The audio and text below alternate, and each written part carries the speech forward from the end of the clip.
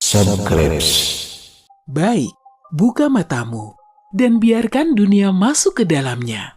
Mari ikuti aku dalam perjalanan menuju organ terkompleks kedua di tubuhmu setelah otak. Tapi perhatikan baik-baik, karena semua ini akan terjadi dalam sekejap mata. Tugas pertama yang kita punya, memasuki mata. Mari kita ikuti partikel debu yang mengambang dan mendarat di kornea ini. Kornea adalah kubah luar yang menutupi matamu. Kamu bahkan bisa merasakan bentuknya. Tutup kelopak matamu, taruh jari telunjukmu di atasnya, jangan lupa cuci tangan dulu, lalu gerakan matamu ke kiri dan ke kanan. Terasa ada benjolan? Nah, itu dia. Di sini tak ada pembuluh darah.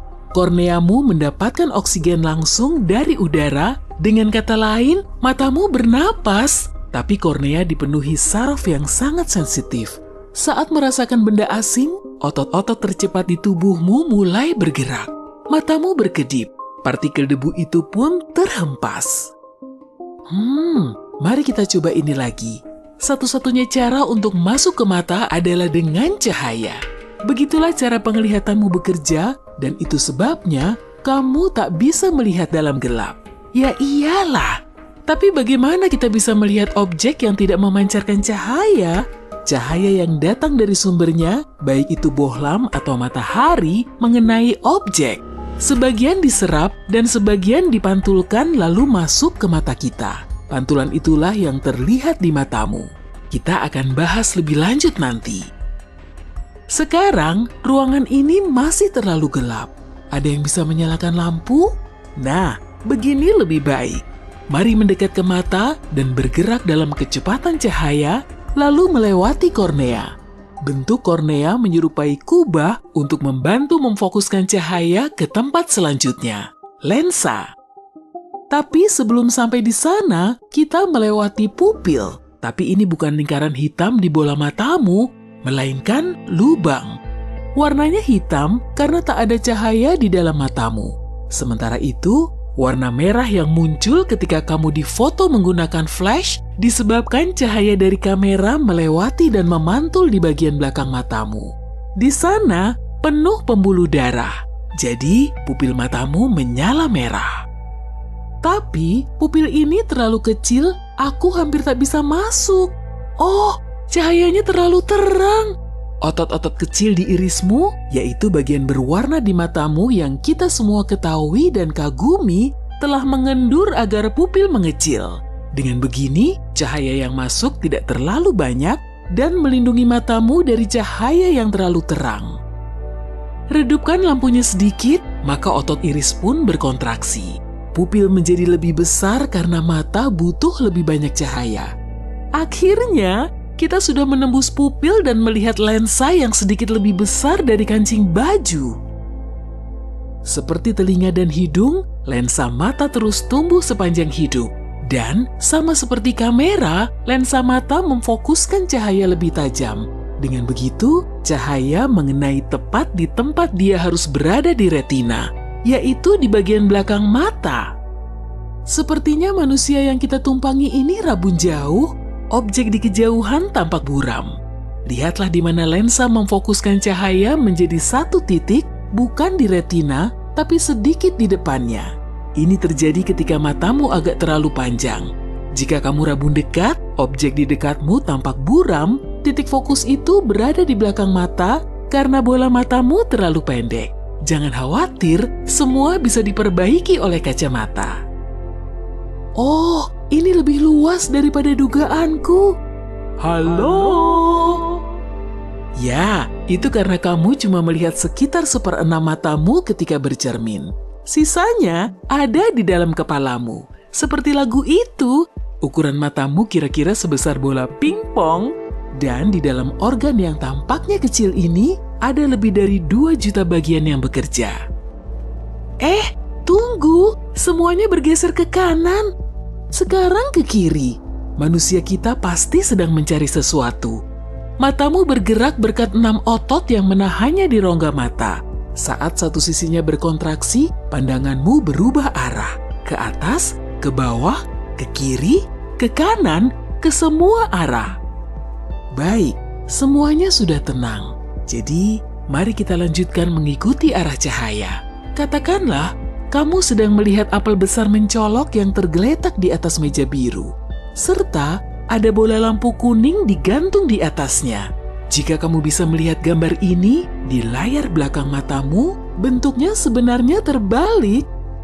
Ini terjadi karena lensa membelokkan cahaya. Tapi, kamu tak bisa melihat gambar ini di retina karena mata bukanlah proyektor. Gambar ini cuma cahaya yang mengenai beberapa jaringan di dinding belakang bola mata. Ada saraf dan reseptor khusus di sana. Keduanya mengubah cahaya yang masuk ke mata menjadi impuls saraf yang kemudian diterjemahkan dan dinalari oleh otak. Jadi, perjalanan kita berlanjut. Inilah reseptor tadi. Bentuknya bisa berupa kerucut atau batang. Kerucut membuat matamu yang luar biasa bisa mendeteksi sampai 7 juta warna. Namun, yang mengejutkannya, kerucut ini hanya terdiri dari 3 jenis, merah, hijau, dan biru. Kombinasi dari ketiganya lah yang memungkinkanmu melihat magenta, chartreuse, atau cyan. Kecuali bagi orang yang buta warna. Bisa jadi mereka kehilangan salah satu dari jenis warna tadi atau itu tidak bekerja sebagaimana mestinya. Jadi, orang yang buta warna sama sekali tidak melihat warna tertentu atau warna objek yang dilihat agak samar.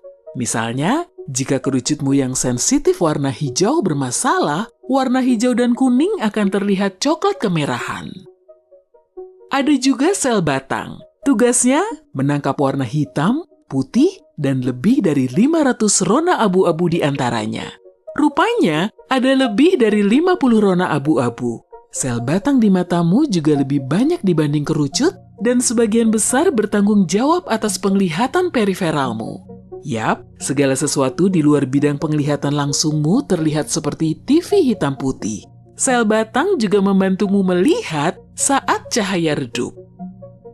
Fotoreseptor di matamu sangat sensitif, mereka bahkan dapat memproyeksikan gambar yang sebenarnya tidak ada. Kamu pernah menatap cahaya terang, lalu memejamkan mata atau mematikan lampu, tapi kemudian kamu masih bisa melihat bentuk bola lampu yang melayang di depan matamu? Itu disebabkan oleh fotoreseptormu yang terus mengirim informasi visual ke otak. Sel batang dan kerucutmu terhubung ke neuron sehingga data dialirkan lewat sana dan dikirim ke saraf optik. Disinilah pembuluh darah dan jalur utama ke otak masuk dan keluar dari bola mata. Ini juga tempat titik butamu berada, sebab tak ada sel batang atau kerucut di sini. Kamu juga bisa mengujinya, ambil selembar kertas dan pena. Tunggu sebentar, oke. Nah, buat titik di sisi kiri dan tanda tambah dengan jarak 1 tangan di sebelah kanannya. Pegang kertas di depanmu, tutup mata kanan, lalu tatap tanda tambah tadi. Tanda titik akan menghilang karena berada di titik butamu. Kalau tidak hilang, gerakan kertas mendekat atau menjauh sampai titik itu hilang. Lakukan hal yang sama dengan menutup mata kiri dan tatap titik menggunakan mata kanan. Tanda tambah pun akan hilang saat memasuki titik butamu. Kamu tidak menyadari ada titik buta ini karena otakmu mengisi informasi yang hilang.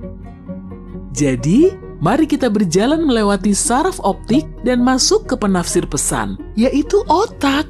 Au, aku kesetrum. Ah iya, kita berada di sistem saraf saat ini. Jadi, kita bergerak bersama impuls listrik. Saraf optik mengarah ke korteks visual otak.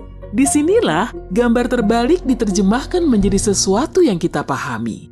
Itu meja biru dan ada apel merah tergeletak di atasnya. Juga ada lampu kuning bersinar di atasnya. Otakmu pun tahu mana yang atas dan bawah berkat telingamu. Sebenarnya sih, sistem keseimbanganmu yang memang sebagian besar berada di telinga. Mari lanjut. Otak juga merupakan tempat kepingan-kepingan puzzle yang hilang seperti objek di titik butamu. Diisi dengan informasi dari koleksi arsipnya yang super besar. Titik di sebelah kiri berada di titik buta, jadi aku akan mengisi ruang yang kosong dan membuatnya terlihat seperti kertas putih mulus di sana. Tapi, perjalanan kita bukan dimulai saat memasuki mata bersama cahaya.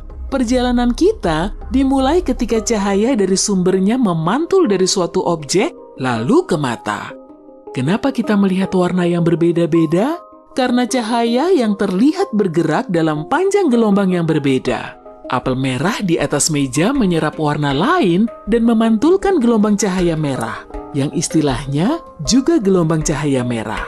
Sementara meja memantulkan warna biru dan begitu seterusnya. Sementara benda hitam menyerap semua cahaya dan benda putih memantulkan sebagian besar cahaya. Gelombang yang dipantulkan itu mengenai sel kerucut dan batang yang sensitif terhadapnya. Dan duniamu menjadi penuh warna, terutama gelombang cahara merah. Subscribe.